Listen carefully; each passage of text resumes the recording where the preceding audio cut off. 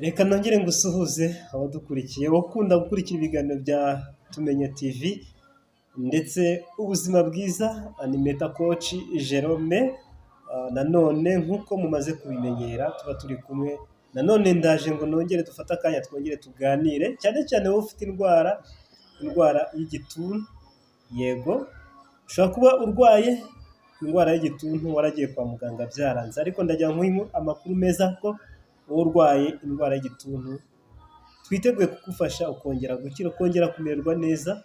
Ushobora kuba ufite ikibazo impyiko zawe zidakora neza, zitakibasha kuyungurura, waragiye kwa muganga barakubwiye yuko impyiko zawe zitakibasha gukora neza, ariko twebwe tuba twiteguye kugufasha. Ufite ikibazo cy'umugongo, aho naho twiteguye kugufasha umugongo wawe kongera gukora neza, utagikora imirimo ivunanye, utakibasha kuzamuka ahaterera, umugongo wawe ukurya, ukubaga, ibyo byose tuba twiteguye kugufasha. Nyuma yo kugupima, nyuma yo kumenya ikibazo umugongo wawe wagize, turagufasha.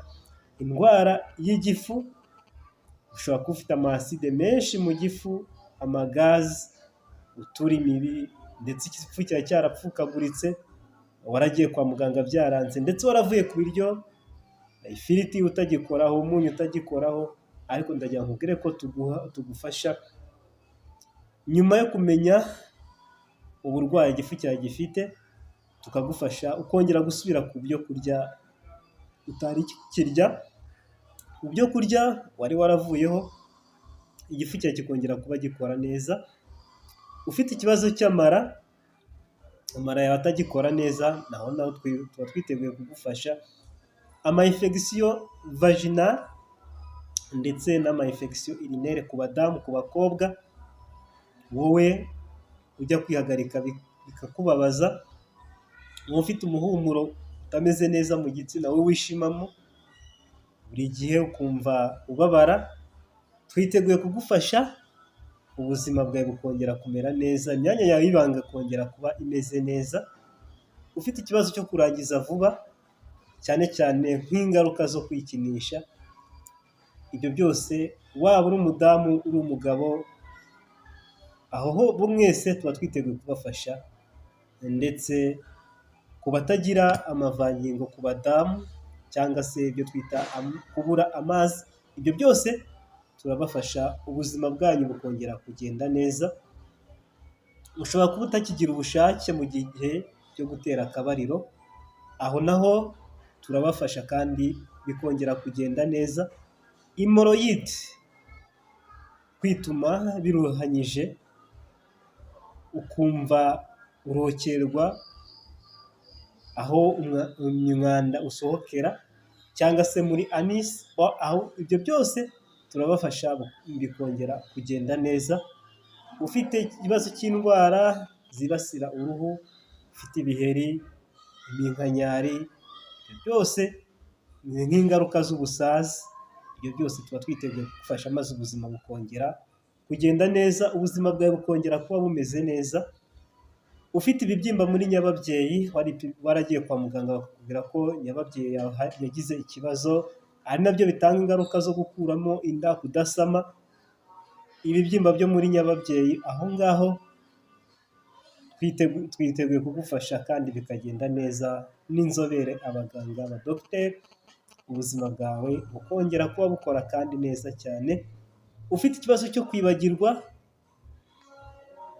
abanyeshuri, uri umukozi, ariko ubwonko bwawe ukaba utagikora neza, ukaba wibagirwa bya hato na hato, aho ngaho turagufasha ubwonko bwawe bukongera gukora neza, ndetse ukongera kubaho utibagirwa.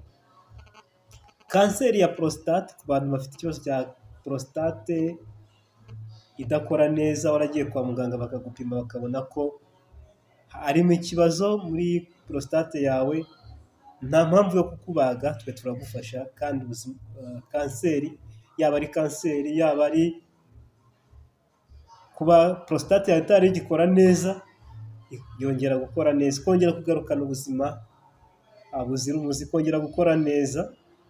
Ndetse ku bakobwa, abadamu bafite amabere afite defo, afite inenge matoya, cyangwa se yagiye agira ibibazo bitewe n'imisemburo iri hasi cyangwa se iri hejuru, twongera kubafasha maze bikongera kuba bimeze neza, amabere akongera ari ku kigero gikwiriye.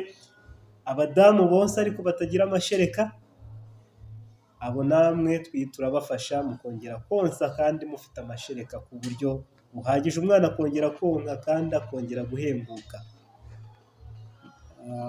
Abagabo bafite ikibazo cy'ubugabo butoya ndetse no kubura ubushake mu gihe cyo gukora amabanga y'abashakanye, ukeneye kongera igitsina kikagera ku rwego rukwiriye, kikongera kuba normal, abo nabo namwe turabafasha bikongera kugenda neza. Nta handi rero uzadusanga ni mu kigo Ubuzima Bwiza, ibiganiro byacu kuri Tumenye TV, ndetse watwandikira kuri nimero ya WhatsApp ya 078 110 934, aho ubasha kuduhamagara ndetse ubasha kutwandikira tukavugana, ubundi ukadusanga kuri ofisi aho dukorera, tukagufasha muri byinshi bigiye bitandukanye, ubuzima bwawe bukongera kuba bumeze neza, ubuzima bwawe bukongera gukora neza kandi ukongera kuba umerewe neza.